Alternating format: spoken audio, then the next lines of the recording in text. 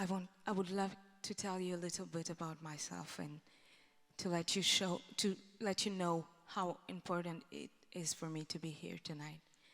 When I was 4 years old, I had genital mutilation against the will of my parents.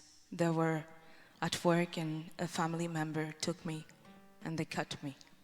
And that traditional act put me in a box where all my teenage years I thought that I wasn't worth enough, that I was no one, that I couldn't be an individual, that I couldn't dream, that I couldn't follow my passion,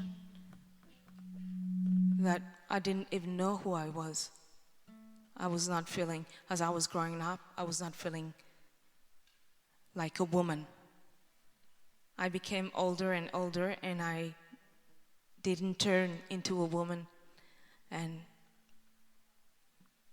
that moment when I decided to take back what was stolen from me, I went through surgery and I had back my femininity.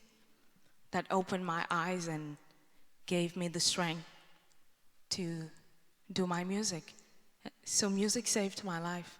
And being here today shows to all the women and girls who are told that they can't do whatever they have chosen to do, there is hope.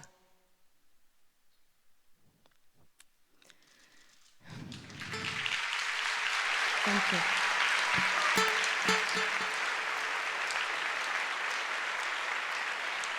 Thank you very much. The next song is a traditional Malian blues that different generation of artists have sang before me, and this is my version, Jarabi.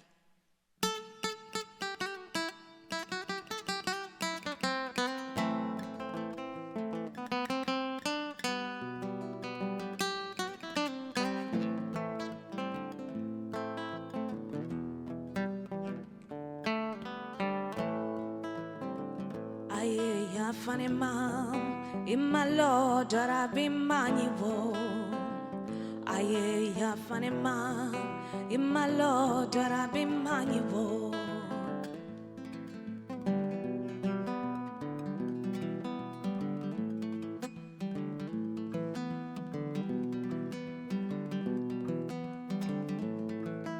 Jarabi donandu sulako, shunitle, hakli bede billa, merita seka boila, adonan tagama chocobella.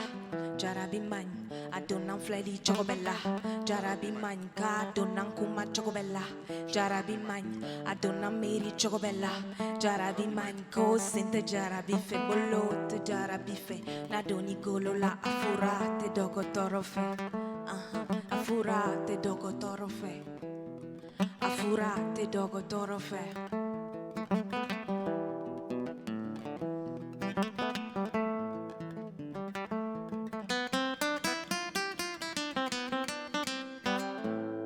Munkerilla Jarabi, Munkerilla ne dumbele fe. Munkerilla Jarabi, Munkerilla ne dumbele fe. Inalika kana furuma, kofente ne fe ne dumbele fe. Terilika kana furuma, kofente ne fe ne dumbele fe. Ikana dimi, ikana kasi, kana hambi. Jarabi koson, ikana dimi, ikana kasi, kana hambi. Jarabi koson, Munkerilla Jarabi, Munkerilla ne dumbele fe, Munkerilla mon chéri, Munkerilla ne dumbele fe. Aye ya fane mam, imalo Jarabi maniwo. Aye ya fane mam, imalo Jarabi maniwo.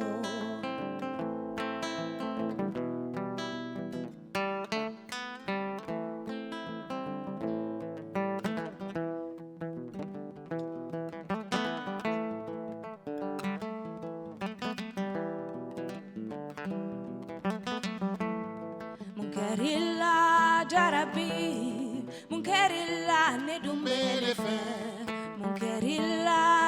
mon chéri, mon kerila ni dumbele fe. Aye ya fanema, imalo jarabi manivo. Aye ya fanema, imalo jarabi manivo. Aye ya fanema, imalo jarabi manivo.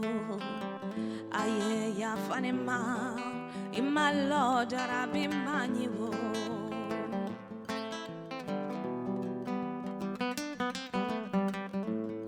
Munkerila jarabi, munkerila ni dumbele fe. Munkerila mon chéri, munkerila ni dumbele fe.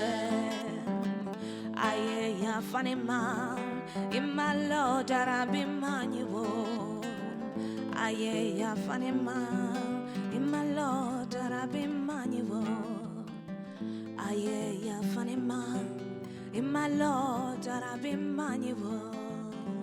Aye ya fanema, imalo jarabi manivo. Aye ya fanema, imalo jarabi manivo. Aye ya fanema neko jarabi man. Aye ya fanema, imalo jarabi manivo.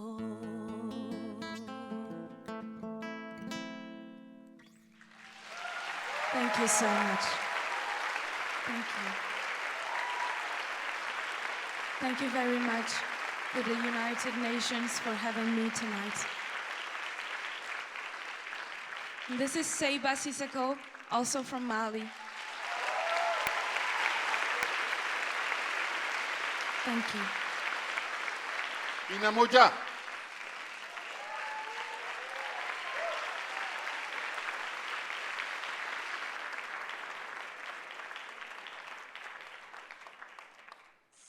You see anything? I don't know how far we are from the final destination, but it's late. We're deep in the heart of it now. I don't know, man. This might be the stupidest thing I've ever done. There are young people who are ready to get their news from other people, and that they do care about what's happening in the world. It's one part news, it's one part storytelling. It's done by people who don't have a background in traditional journalism. But you have to take some risk, as you know, to get the story. You can't get it from inside your hotel.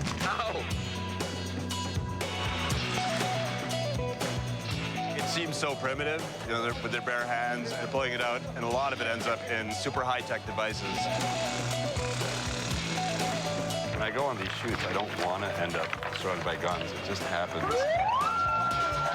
You have to walk a fine line, being brave but not stupid, and coming back with the story. How do you feel about the westernization of Iraqi youth since the American occupation and since they've left? أنه الهجمة كبيرة على العراق، وهذه الهجمة تمثلت في نقل الثقافات الغربية الفاسدة. The world is in an interesting place. The world of journalism is at an interesting place. There are some very graphic moments in your filming. I mean, a lot of it we weren't expecting. It just happened. We go into a neighborhood, and next thing we know, we're in the middle of a riot. I did again. If we do choose a story that's being told by everyone, we're going to take a different approach. It was a building. We fired on it. In that instance, there was what I believe to be a child that ran around the corner of a building right before missile impact. You feel like maybe you killed a kid?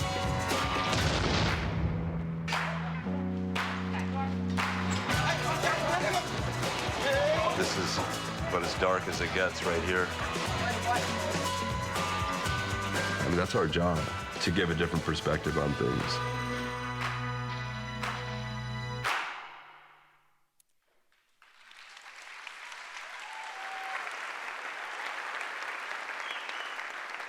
I think you all can see that I'm sitting here with Soroush Alvi, the co-founder of Vice Media, and as you just saw, a critically acclaimed journalist and co-director and executive producer of numerous films. He took a tiny punk magazine in Montreal and expanded it into a multimedia network, which includes the world's premier source for original online video, Vice.com, an award-winning television and feature film production studio, and a book publishing wing. Very honored to be here with you today, Soroush. And we just saw a sampling of some of your work. You've been all over the world reporting on some of the most devastating crises. First of all, I want to ask what keeps you going, keeps you returning, and talk a little bit about what to you was one of the most intense humanitarian crises you've ever covered. Well, for starters, thank you for that introduction. It's an absolute honor to be here and to be asked to come and speak today. I mean, this is, I've been making content for almost 20 years now, and when we started, it was this punk magazine. It was all about, rock and roll, fashion, art, film, music, all these things. And as we got older and the company evolved, we kind of went out into the field, and we had this opportunity. And I think, our original deal was with Viacom, and they sent us out with cameras, and we went out and we made these short little documentaries, and we put them up, and we saw the impact that they were having, and we realized that this is, just an incredible. It would be an absolute disservice if we didn't do the work that we do. And we don't have training as journalists. We didn't go to journalism school. It's very raw and unpolished at times. But that's what gets me out of bed in the morning. It's debilitating at times, but it's the so creatively satisfying when you go out there into the deep, dark recesses of the world to chase the story and put it together, as you know, and then you got it out there. That's incredibly satisfying. And I think Iraq in 2006, for me, was incredibly eye-opening. And it was, we didn't have experience in conflict zones, and we went there. We didn't know what we were doing, and we learned so much. And I think each one of these strips, it gives me so much perspective about the world and what we're just so lucky for what we have. It's a blessing, and every time I come back from one of these shoots, I'm just shocked at how the world is in crisis, and if we can do something to improve that situation, we have to do that. And what's remarkable is your reach among millennials. Why do you think your type of reporting resonates with that group, and how can we get them more engaged in what's happening with the world? I think that, the idea that young people don't care about what's going on in the world is a fallacy on some level. I think that the media that's out there, they became somewhat disenchanted with what was out there. And so we just started, creating something. What they want is honesty. They're, pardon my language, but they have very sophisticated bullshit detectors. And if you don't create something that has, a certain level of honesty and authenticity to it, they're going to call you out on it. And so that's what we aspire for. Yeah. Tonight you're here at the United Nations. That has to feel pretty remarkable. Home of 193 member states.